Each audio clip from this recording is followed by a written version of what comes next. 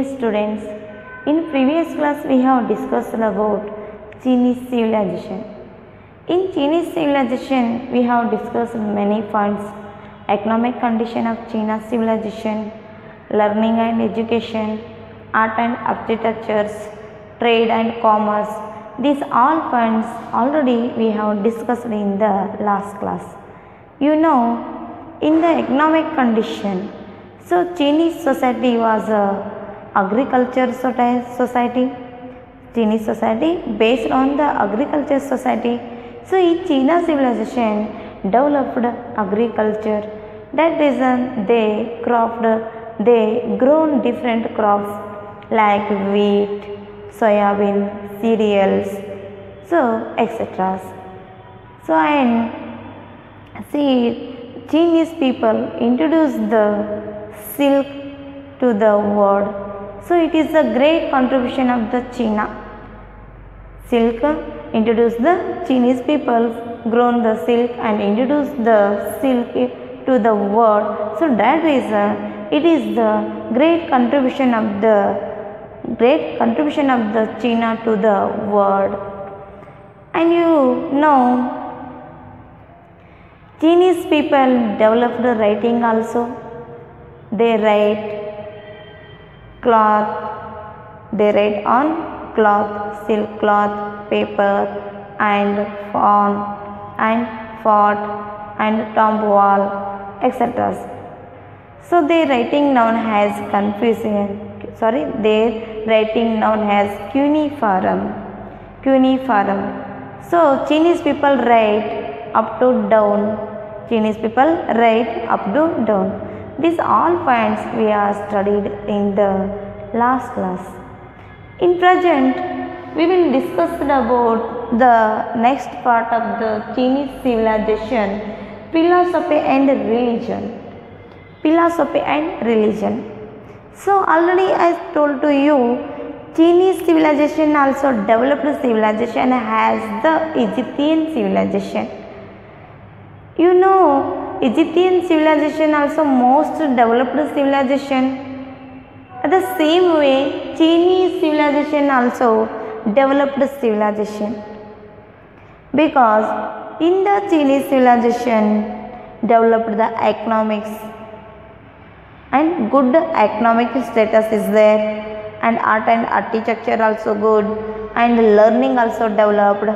So and many works are found also in the Chinese civilization. So that way Chinese civilization also developed civilization in the ancient period. So same way Chinese civilization has a great achieve in the philosophy and religion also. Chinese people great achieve in the philosophy and religion also. So here, so mainly 3 philosophers were there in the Chinese civilization. So many philosophers are there, but in our syllabus only mainly 3 philosophers were there in the Chinese civilization in the ancient period. Okay. So in this class we studied about life of the philosophers and their important sayings or their important teachings. Okay. So mainly in the Chinese civilization, mainly 3 philosophers were there: Lao Tse, Confucius and Mencius. Here the philosophers know the good knowledge, have the good knowledge, and say to the wonderful thoughts. So first one we studied about Lao Tse. So first philosopher in the Chinese civilization, Lao Tse.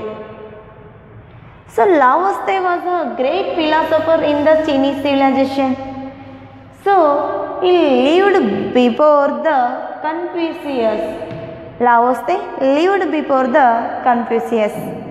According to the historians, maybe Lao Tse lived in the China 600 BC Maybe according to the historians, Laoste lived in 600 BCE. So he is a great person. He have a good knowledge. So when he lived in the China, that time he worked in the library as a curator. Laoste worked in the library as a curator. So that time when he worked in the library as a curator, that time in the China, Zhou dynasty ruled. Zhou dynasty ruled. So you know, in China civilization, totally 15 dynasties were ruled. 15 dynasties were ruled. So first dynasty, Zhou dynasty, and last dynasty, Manchu dynasty. In the middle, totally in the middle, many dynasties ruled the China. So here in the China, when the Laoste lived, that time the Zhou dynasty was ruled. Here the Zhou dynasty rulers were not good ruler. So that rulers ruled with corrupt. So that time Laoste was a great philosopher. So he abused the rule of the Zhou dynasty, because Zhou dynasty ruled corrupt political system. Zhou dynasty ruled with corrupt political system. So Laoste disliked it. So that reason Laoste left the China. When the Zhou dynasty ruled in the China, that time the Zhou dynasty rulers were not good. So that rulers ruled with corrupt. That reason Laoste left the China and go far away and lived part of the China. So that time he worked and he wrote a great book, Lao Te Ching.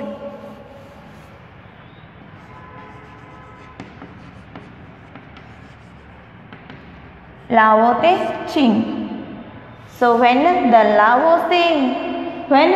Laoste left the China and go far away and lived the part of the China, that time Laoste wrote a great work. So it is known as Lao Te Ching. Lao Te Ching is known also way for the life. So Lao Te Ching philosophy known as Taoism.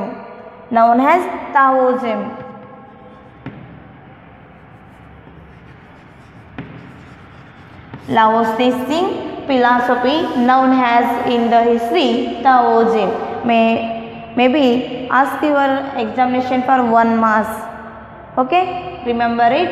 Lao Te philosophy known as Taoism. Okay, totally here Lao Te was a great person and great philosopher. So he said the many basically thoughts. So according to the Lao Te said society should respect the wise man and wise persons, and you accept the changes in the environment. So he same way Lao Te gives the basically things, and here Lao Te saying important things. So now we are studied one by one important saying of the Lao Te. Okay, first one, violence defeats its own ends.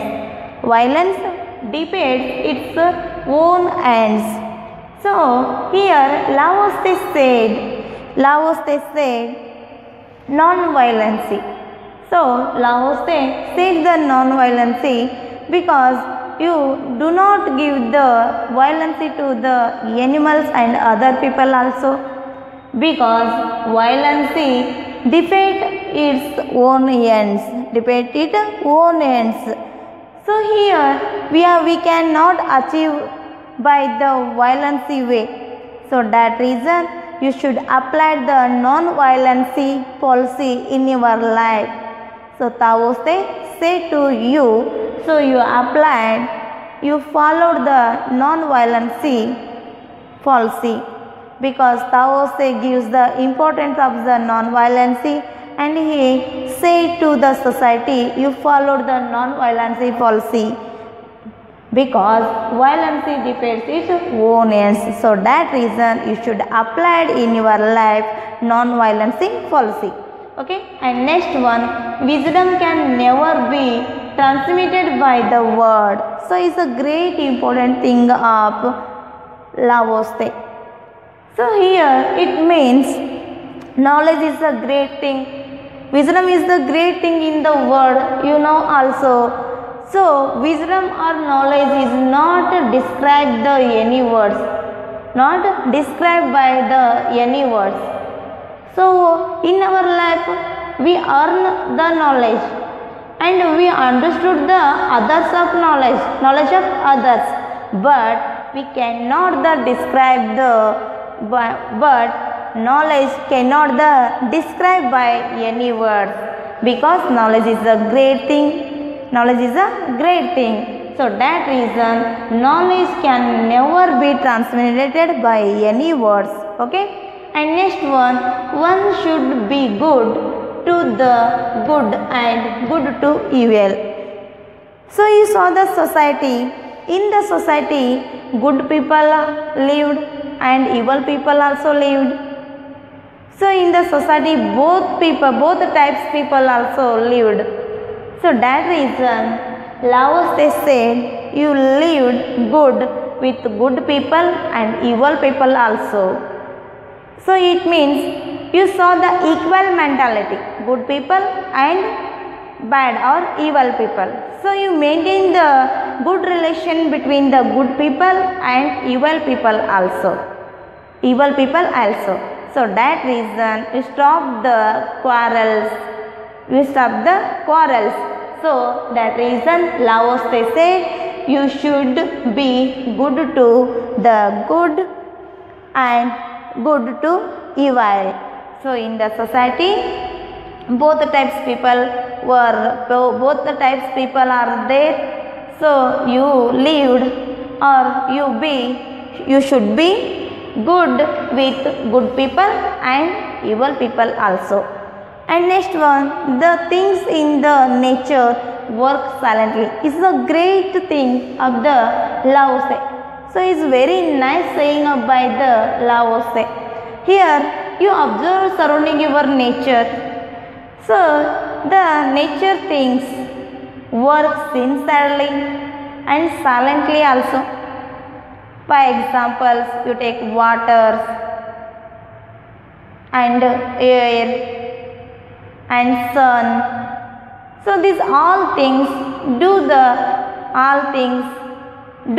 every day their work sincerely and properly and silently. The same way we also do our work sincerely and properly and silently. So that reason Tao said, or Lao Tse said, the things in the nature work silently. So we are learned different points in the different places. Nature also gives the good teaching to us. So that reason nature always used to the people. So same way we also use to the other people. So that reason we also do our work properly and sincerely and silently. Okay. And next one. So is the last one point of the Lao Tse. If you do not quarrel, no one can quarrel with you. Is truthfully. Lao Tse say truthfully. So if you do not quarrel with anyone, so nobody can quarrel with you. If you do not quarrel with anybody, so no one quarrel with you. So that time arise the quarrels. So good system developed in the society. So that reason you leave the all people same way, and you develop the good mentality. You developed good mentality. So that reason you can quarrel with anyone. So nobody quarrel with you. Okay. So these all points say the Laoste. So Laoste said the important saying. So totally 5 points learn to the in the class. In next one, Confucius. Confucius was a greatest philosopher in the China, or greatest philosophers of the China. So he lived. Confucius was a great person and great philosopher. He born in 571 BC. Confucius born 571 BC as in the kingdom of Lu. So Confucius lost his father at the age of 3, and he faced many cruel problems and many problems in his childhood, because he lost his father at the age of 3. So that reason Confucius faced the many problems in his childhood. So that time Confucius learned music and archery also. So when he child, that time he learned different things. That time he learned archery and music also. So he married age of the 19. At the age of the 19, but he left the married life age of the 23. Confucius married age of the 19, at the age of 19, but he left the marriage life in age of the 23. So he interested in the philosophy. That reason he left his marriage life in age 23. So that time he worked in the different job. Confucius worked as a language teacher, editor and judge and minister also. So this way Confucius proved he is a good teacher and a good philosopher. Good teacher and good philosopher, because he worked at different places and different jobs. So as a language teacher and editor and judge and minister. So this way Confucius proved he was a good philosopher and good teacher. So Confucius philosophy known as Confucianism. So here Confucius also gives the many important thoughts like a Laoste. Here Confucius teachings and Confucius philosophy based in the sincerity of family, worshipped the forefathers, ancestors and etc. Here Confucius also gives the many teaching to the society. First one, what you do not like done to yourself, do not do to others. Is considered the great rule or great policy of the Confucian in the history, because what you do not like done to yourself, you do not do to others. So just you think, what do others, what do yourself you not like, so you do not do all to others. And next one, character is the foundation of society. Character is the foundation of society. In the human being life, character is the most important thing. So without a character, human life decline and society also collapse. So that reason you have the good character. So you listened a slogan also. If you lost in your life, if you lost money, nothing is lost. If you lost health, something is lost. If you lost character, everything is lost.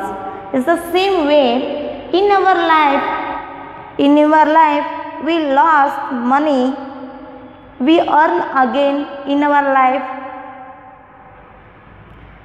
Sometimes we lost our health, we can improve our health, but we lost our character, so everything is lost.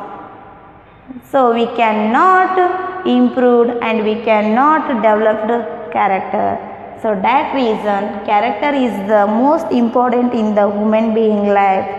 So you applied, you grow or you develop the good personality and good character, because Confucius said character is the foundation of the society. Foundation of the society. So where a social condition was good, that time all people character also is good. So that reason you developed a good personality, you developed your good personality and grown your good character.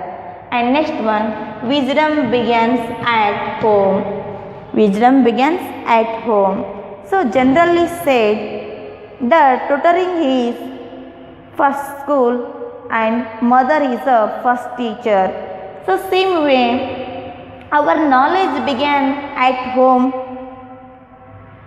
We are learned many things by our mother and parents also.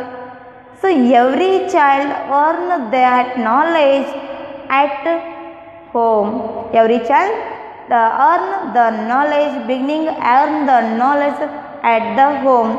The mother, the good and first teachers in all life, in all persons' life. So same way wisdom began at home. So here tutoring is the first school and mother is the first teacher. So that reason in totally we are learned anything. So our knowledge began at the home and mother learned many things. A mother learns many things to her child. So totally according to the philosophers, in the personality developed, most important two things, most important role. First one family and second one environment. So a child born a good family, so that child earn a good knowledge, and a child grown or developed in a good environment, so that child developed a good personality. So that reason wisdom begins at home. Wisdom begins at home. Next one, the great man acts before he speaks and speaks according to his actions. So in history you learned about the many great peoples. For examples, Swami Vivekananda, Gandhiji, Bhagat Singh, and Lao Tse, Confucius means is also great person in the history. So that way the great man acts before he speaks and speaks according to his actions. So here Swami Vivekananda Swami Vivekananda gives the many teachings and important things to the society. First, Swami Vivekananda applied all things in his life and then he said to the society. say to the society. For example, arise, arose, don't stop, reach your goal.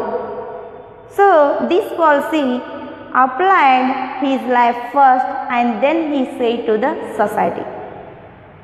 And the same way Gandhiji also gives the non-violency policy to the society. Gandhiji first applied non-violency policy in his life and then he gives this policy to the society. At the same way, the great people act first and then speak about.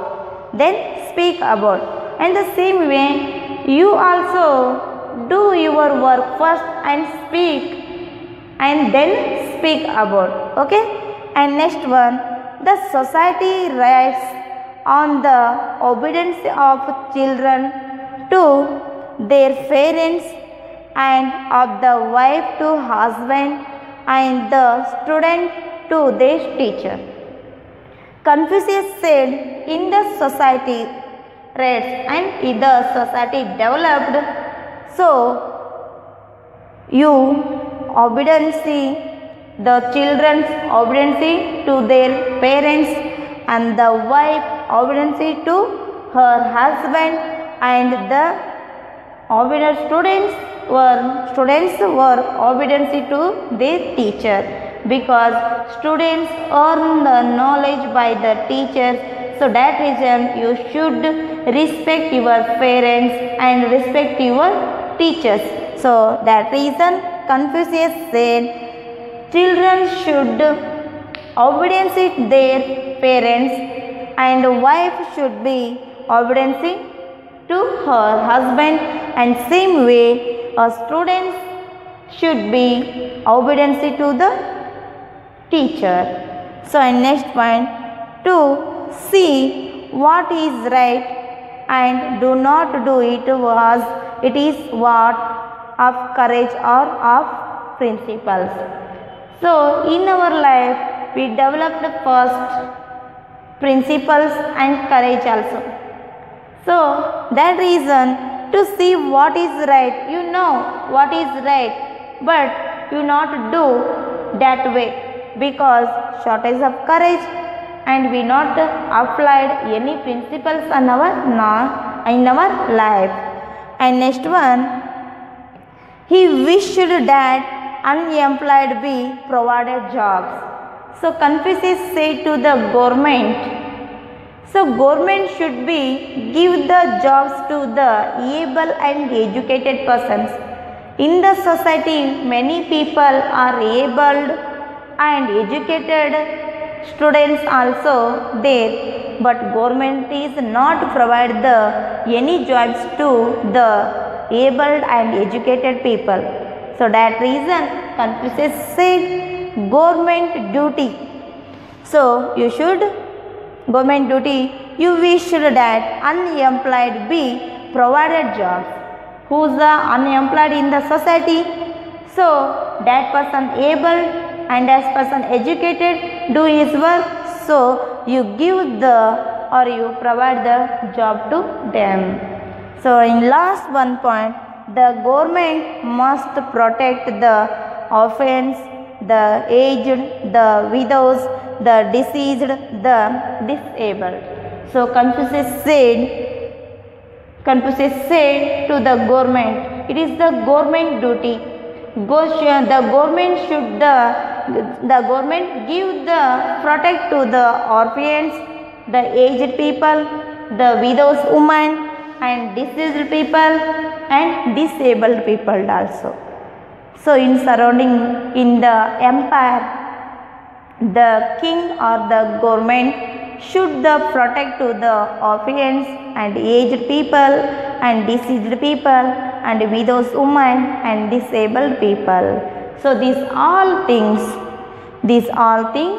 important teaching of the Confucius.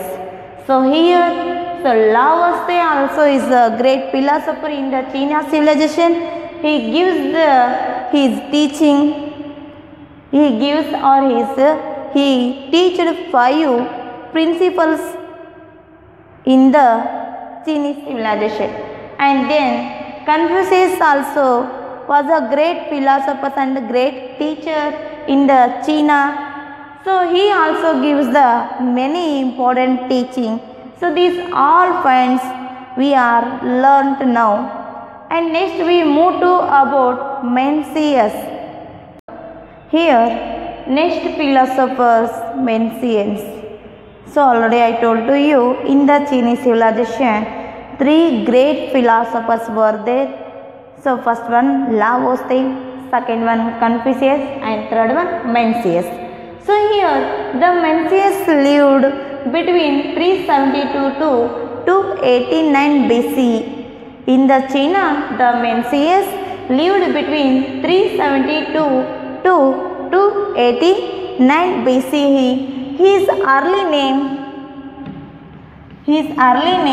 Mengistu. Mencius early name Mengistu. Mencius influenced by teaching of Confucius. So that reason he applied the principles of Mencius, followed and applied his life the teaching on principles of Confucius. So that way the Mencius influenced by the teaching of Confucius. So Mencius also gives the many thoughts to the society. First one, every person must have equal rights in the society. So every person must have equal rights. In ancient period, you know, the society divided the different classes. Royal family so have the most facilities, and slaves not have the any basic facilities. So that way in the ancient period the people not have the equal rights. So that reason Mencius say every person must have equal rights. And next one, all people the individually are good in the society. So the different peoples are lived, but Mencius said all people individually good. But all social evils came to the illiterary and ignorance and poverty. So when in the society when the evil people grow, so is many reasons are there, like illiterate people and ignorance people and poverty. So these all finds the reasons to the grow the evil people in the society. So that reason Mencius said all people the individually are good, but in the evil people go different reasons and different conditions of their life. For examples, in the society illiterate people also lived and ignorance and poverty. So all problems arise in the illiterate and ignorance and poverty. So you know, in the society day by day developed the terrorism is the most reason poverty. So all terrorism people or all terrorism persons have the education, and good educated persons go to the terrorism because they faced many problems in their life. So you grow in the poverty. So that reason he go to the terrorism. So the same way Mencius said all social evils arised in the illiterate or arised by the illiterate, ignorance and poverty. Here Mencius also is a great philosopher in the Chinese civilization, but his sayings or teachings not popular in the history because his teachings and Confucius teachings are similar. So that reason Mencius teachings are not popular in the Chinese civilization. Okay. and next we move to the Buddhism. How to grow and how to develop the Buddhism in the China. Okay, so here early Chinese, in the China early Chinese not followed the any particular religion. So early Chinese followed or worshipped the soul of ancestors and forefathers. So that reason in the ancient period Chinese followed any particular religion, but later then the Buddhism developed in the China. So in the China, Buddhism developed first century. So that time in the China, Han dynasty ruled. That time Buddhism arised in the China, but not developed, because Han dynasty or Han rulers followed strictly teachings of Confucius in the empire. So that reason Buddhism not developed for decline of the Han dynasty, because Han rulers strictly followed the teaching of Confucius. So that reason when the Han dynasty ruled in the China, that time Buddhism not developed, but later then, it means decline of the Han dynasty. After the decline of the Han dynasty, Buddhism developed in the China. So in the China, Buddhism developed by the India, because you know about Kanishka. Who was Kanishka? Kanishka was a great king of Kushanas. So in India, when the Kanishka was ruled, so that time in dynasty Kanishka followed the Buddhism and principles of Buddhas. So that time he is aimed spread of Buddhism. That time Kanishka appointed many Buddhism monks and sent to the different countries for spread of Buddhism. So that time the many Buddhism monks and merchants spread and developed the Buddhism in the China, and later finally Yuan and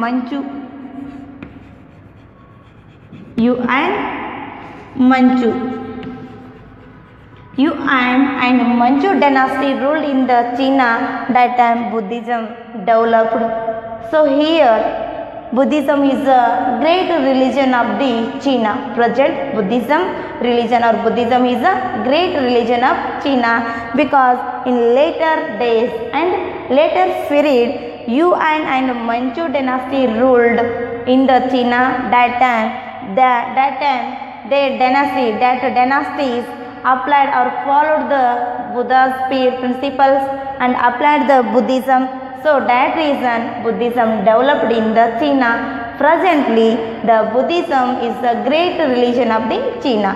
So this way in the China Buddhism developed is the main reason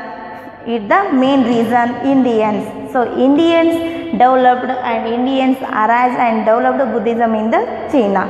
So these all points came in the Chinese civilization. In the class we are studied about philosophy and religion. So great three philosophers were there in the Chinese civilization: Lao Tse, Confucius and Mencius. So Lao Tse, Confucius, Mencius. So these philosophers gives their principles to the society. So these all points we have studied in the class. And next, how to develop the Buddhism in the China. These points also learned in the class. So totally in the class we are learned about philosophy and religion and Buddhism. In the next class we will study about Greek civilization. The Greek civilization, how was developed and how was grown, what are the features of Greek civilization. These all points we will study in the next class. Okay, thank you.